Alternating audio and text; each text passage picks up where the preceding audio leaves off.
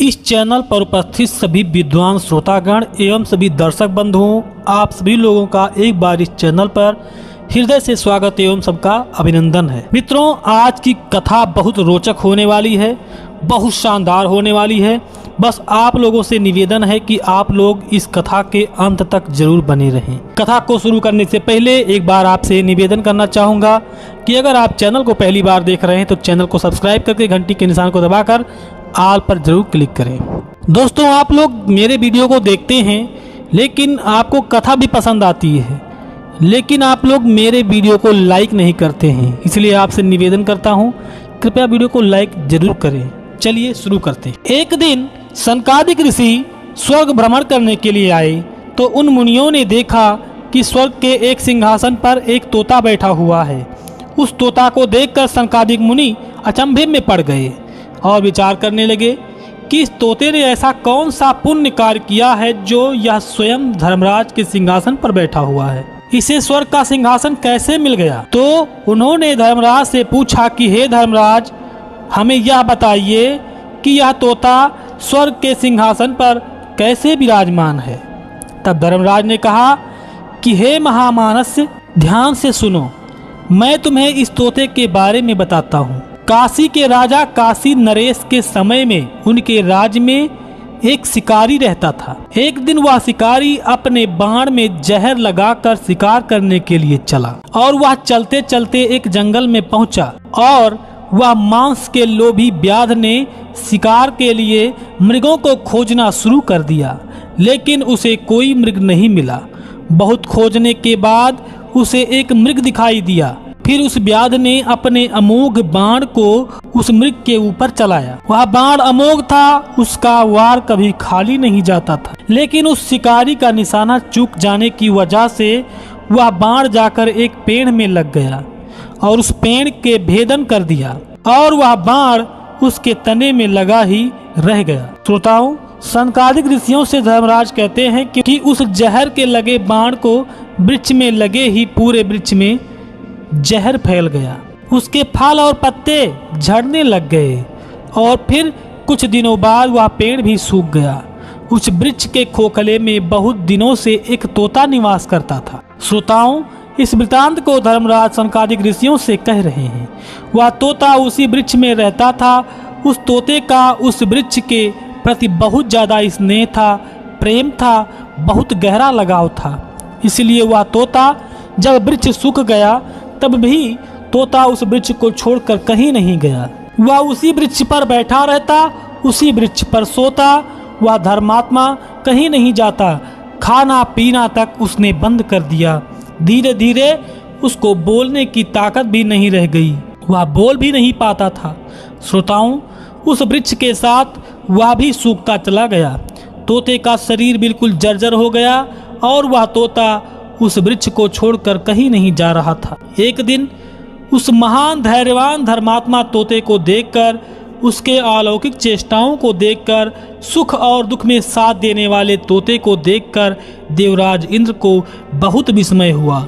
इंद्र यह सोचने लगे कि यह पक्षी कैसे एक अलौकिक दया को अपनाए बैठा है। फिर इंद्र ने सोचा कि यह एक पक्षी योनि में है, फिर भी ऐसी ज्ञानधान ये कैसे संभव है। फिर इंद्र ने विचार किया, कोई भी जीव हो, सबको अपने बारे में सोचने का अधिकार है। इंद्र सोच रहे हैं कि आखिर यह तोता इस वृक्ष से इतना स्नेह क्यों कर रहा है, क्या कारण है। फिर इंद्र ने सोचा कि इस तोते की परीक्षा लेनी चाहिए। यह तोता क्यों वृक्ष के साथ खुद को नष्ट कर रहा है? इस तोते से चला और हिला भी नहीं जाता, क्या कारण है? फिर देवराज इंद्र ने एक ब्राह्मण का वेश बनाया और उस वन में उस पेड़ के पास आए जहां वह तोता सूखे वृक्ष पर बैठा था। फिर उस तोते से बोले कि हे पक्षियों में श्रेष्ठ सुख, तुम वृक्ष का त्याग क्यों नहीं करते हो? मुझे बताओ, और अपने इस वृक्ष की भांति अपने शरीर को भी क्यों सुखा लिया है? ऐसा क्या कारण है कि तुम इस वृक्ष को छोड़कर कहीं नहीं जा रहे हो? इंद्र के इस प्रकार पूछने पर तोते ने मस्तक झुकाकर इंद्र को प्रणाम किया और कहा, आपका स्वागत है। मैंने अपनी तपस्या के बल से आपको पहचान लिया है। आप कोई ब्राह्मण नहीं हैं, अपितु आप स्वयं देवराज इंद्र हैं। यह सुनकर 1000 नेत्रों वाले इंद्र ने कहा, वाह क्या अद्भुत ज्ञान है, इस तोते में क्या अद्भुत तपस्या है, यह तोता कितना गुणवान है। इतना कहकर इंद्र ने मन ही मन उसे प्रणाम किया। उस तोते को उस वृक्ष के प्रति इतना स्नेह करता है, यह जानकर भी इंद्र ने उस परम धर्मात्मा तोते से पूछना आरंभ किया कि हे शुक पक्षी, इस पेड़ के पत्ते भी नहीं रहे, फल भी नहीं रहे, या सूख जाने के कारण पक्षियों के बसेरे करने के लायक भी नहीं रहा, फिर भी तुम इस सूखे हुए पेड़ पर क्यों रह रहे हो?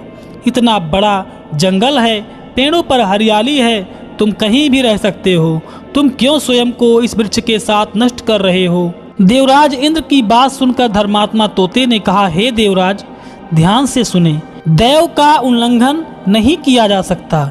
जिसके बारे में आप जानना चाहते हैं, सुने। मैंने इसी वृक्ष पर जन्म लिया है और यहीं रहकर अच्छे गुण सीखे हैं। इस वृक्ष ने अपने बालक के भांति मुझे सुरक्षित रखा है और मेरे ऊपर शत्रुओं का आक्रमण होने से भी बचाया है। मुझे हर तरह से इसने सुरक्षा प्रदान किया है। हे देवेंद्र, इन्हीं सब कारणों से मुझे इस पेड़ से इतनी गहरी ममता है। यह वृक्ष मेरे माता पिता के समान है, मेरी सारी इच्छाएं पूर्ण करता था। इसलिए आज जब मेरे माता पिता रूपी वृक्ष पर संकट आया है तो मैं इसे छोड़ दूं?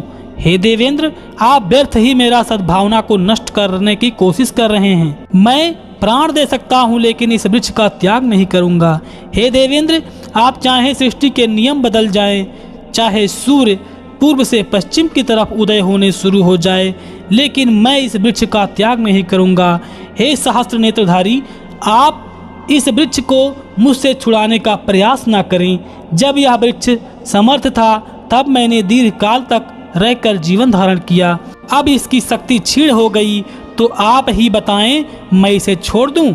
यही मेरा कर्तव्य है। अब मेरा धर्म मुझे इस वृक्ष को छोड़ने की अनुमति नहीं दे रहा है, वह मुझे धिक्कार रहा है, इसलिए मैं इस वृक्ष को छोड़ नहीं सकता।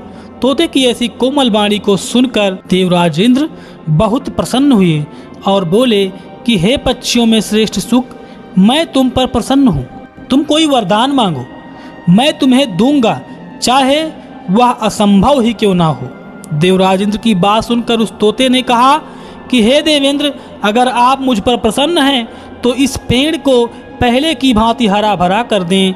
तोते की बात सुनकर देवेंद्र ने स्वर्ग लोक से अमृत मंगाई और अमृत से सींचकर उस पेड़ को पहले की भांति कर दिया और वह धर्मात्मा तोता पहले की भांति अपना जीवन यापन करने लगा।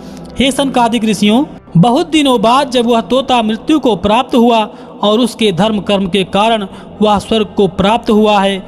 हे सनकादिक ऋषियों, अब वह वृक्ष की आयु खत्म होने के बाद उसे भी स्वर्ग में स्थान मिला है। हे महात्माओं, ये वही तोता है जो स्वर्ग के सिंहासन पर विराजमान है। यह आज स्वर्ग के सिंहासन का अधिकारी है। इसने पक्षी के योनि में रहकर जो कर्म किया है वह कोई मनुष्य के योनि में रहकर भी नहीं कर सकता। धर्मराज की बात सुनकर सनकादिक ऋषियों ने कहा, हे धर्मात्मा, आप धन्य हैं, धन्य हैं। ऐसा कहकर वह अपने लोक को चले गए। इस तरह मित्रों, ये कहानी यहीं तक थी। इस कहानी से हमें यह सीख मिलती है कि जिसने आपके सुख में और दुख में भी अपने पुत्र की भांति आपकी रक्षा की हो, तब अगर उसके ऊपर विपत्ति आ जाए तो उसको छोड़कर भागना नहीं चाहिए। मित्रों, अगर यह वीडियो आपको पसंद आया हो तो सिर्फ और सिर्फ एक लाइक मांग रहा हूँ। आप लोग एक लाइक तो कर सकते हैं। चैनल को पहली बार देख रहे हैं तो चैनल को सब्सक्राइब कर सकते हैं और बेल आइकन दबाकर ऑल पर क्लिक कर दें ताकि जो भी नया वीडियो बनाऊं तो उसकी सूचना आपको मिल जाया करे। मित्रों, लेते हैं विदा, फिर मिलेंगे ऐसे नए टॉपिक पर। तब तक के लिए जय श्री राम, जय हिंद, जय भारत।